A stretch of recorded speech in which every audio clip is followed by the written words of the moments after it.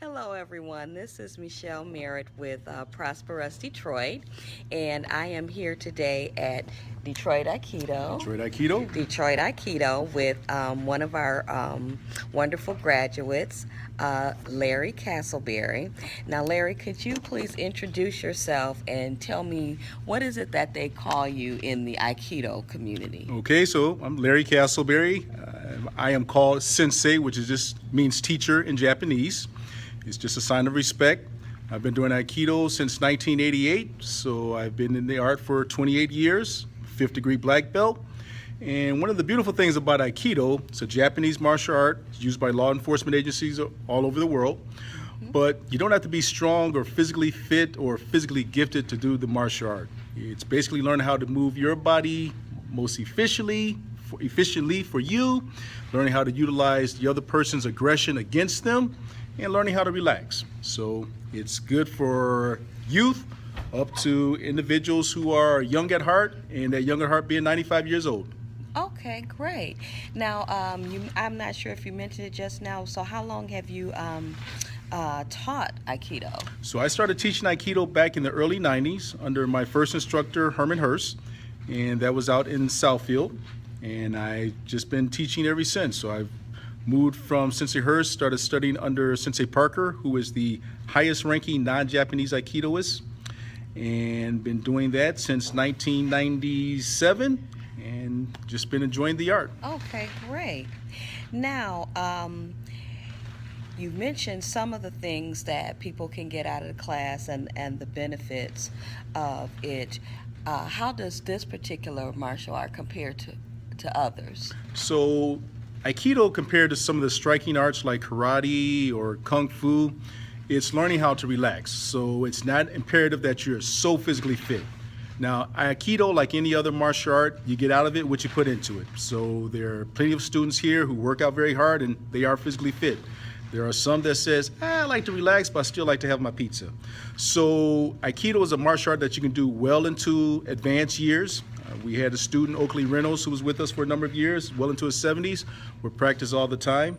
So it's not about you being physically strong or fast, and because of that, it's ideal for any age group. Okay, that's wonderful. That's wonderful. Now, in terms of our connection, your relationship with Prosper Us Detroit. Yes, you're a graduate of Prosper Us Detroit, correct? Yes, I am. Now, can you tell us how the Prosper Us Detroit Entrepreneur Training has helped you with your business? Yes, I can. So one of the big ones that I learned was developing that actual business plan. So ideally, yes, you're good in Aikido, but where do you really want to go? Where do you really want to be? And making sure I develop my business plan and that mission statement and making sure I'm staying on track. The other one was the marketing and the networking. So working with other graduates. Now I know people who can help me with my website, and I had someone that actually helped me design my website. I have had individuals through Prosper Us help me with the accounting. So at the end of the year, I keep the IRS happy and I don't get myself in trouble. So been very, very beneficial. Gotcha. So let me ask this, Larry.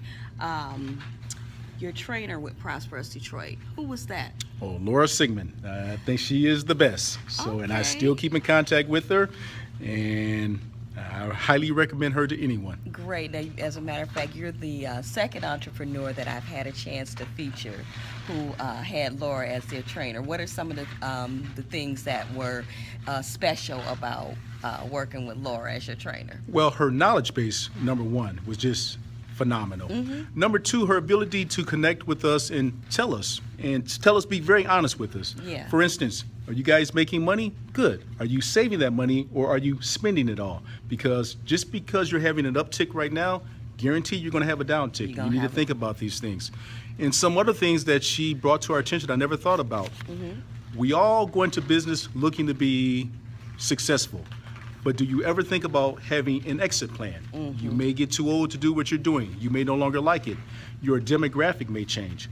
Things that you need to think about. So some of those thoughts that she put into my head made me think about it, Mm-hmm. was great. So her greatest characteristic is just being able to connect and just being honest with us and just that plethora of knowledge that she has. So you were able to not only apply what you learned to planning for the current phase of being in business, but also it helped you Down the plan for road. your future. That is correct, yes. And that's something very important. That's something very important because as entrepreneurs, a lot of us, we get caught up in being so much in the moment. Yes. And so it is important to be able to look a little bit further down the road or have a little bit more vision, for the longevity and the long term of your business and Yes. your role in the business. That is correct. Yeah.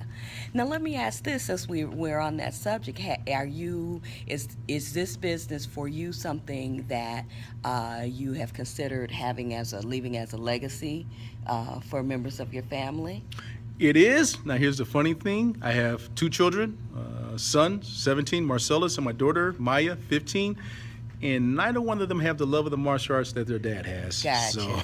So while you thought about it, they had other ideas. They have other ideas. Now, they may come around a little bit later, but right now, they don't have much love for Aikido. Gotcha. Well, they can change. Yes. That can happen. Now, based on some of the things that you mentioned, the excellent trainer that you had in Laura, and a lot of the things that she was able to impart to you that, some of us as entrepreneurs may not necessarily think of. In addition to that, what would you recommend the Prosperous training to people, and what can you say that they might get out of it? Well, one of the big ones is the connections and the questions that you don't think about when you go into business. So I remember Laura's statement that she made very early to us is this: failing to plan is planning to fail.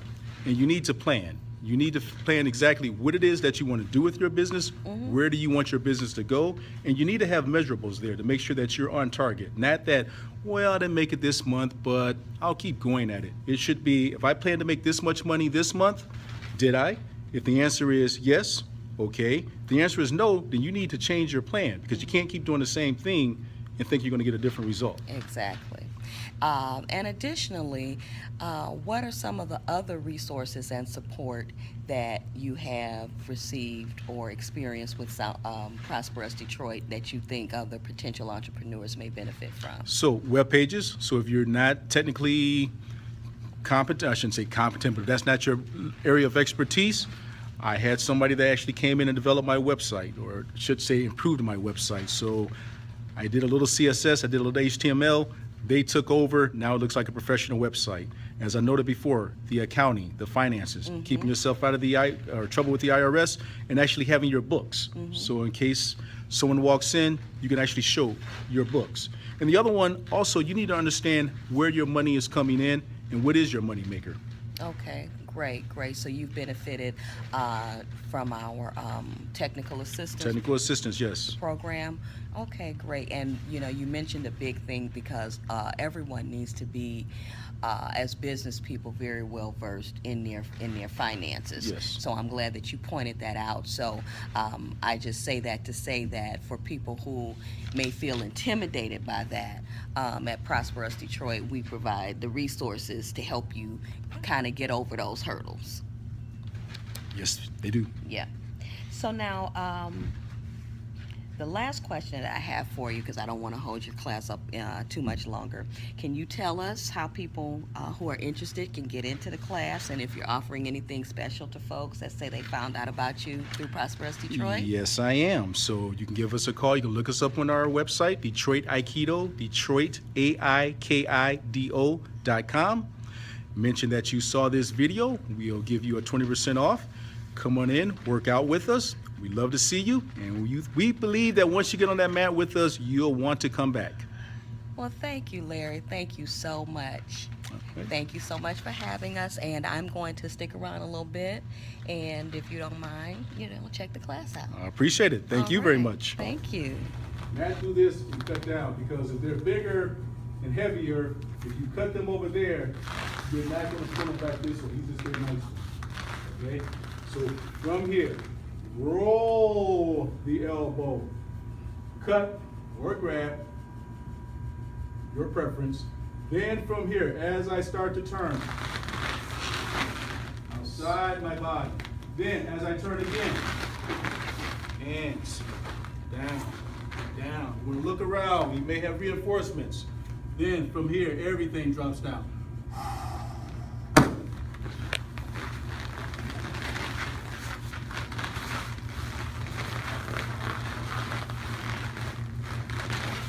In, nose to ear, roll. Really want to see that. Inside, outside. My preference is outside, but either way. Then from here, just sit. Then from here, turn, down, down. Use your knees to stretch that arm out. Hand on that elbow. Then, as your weight drops between your legs,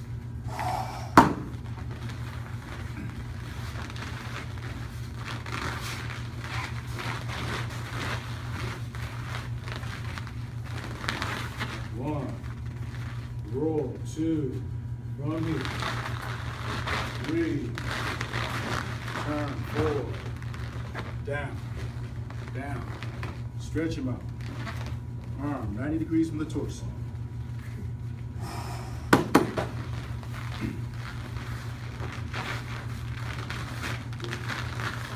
Okay, let's see, from Sensei Parker.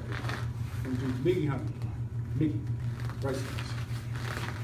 We're gonna shuffle in. We're gonna grab front hand. Good. 1, 2, kneecap shuffle. Roll, turn, down. Then from here, step, pivot, down. Even though it's a second control technique, because of the placement of my hand on his wrist, I do a first control pin.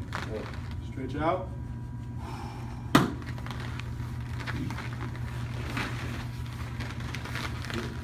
Stay right there. Good.